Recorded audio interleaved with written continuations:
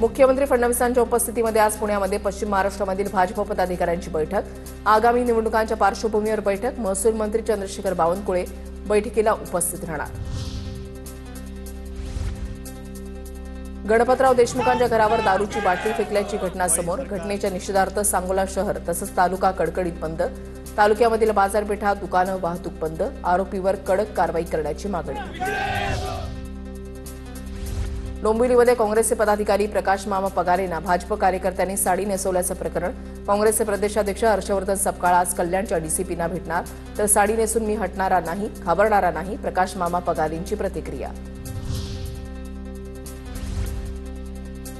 बीडमध्ये 17 ऑक्टोबर रोजी मंत्री छगन भुजबळ यांच्या उपस्थितीमध्ये होणार ओबीसी महाएल्गार मेळावा।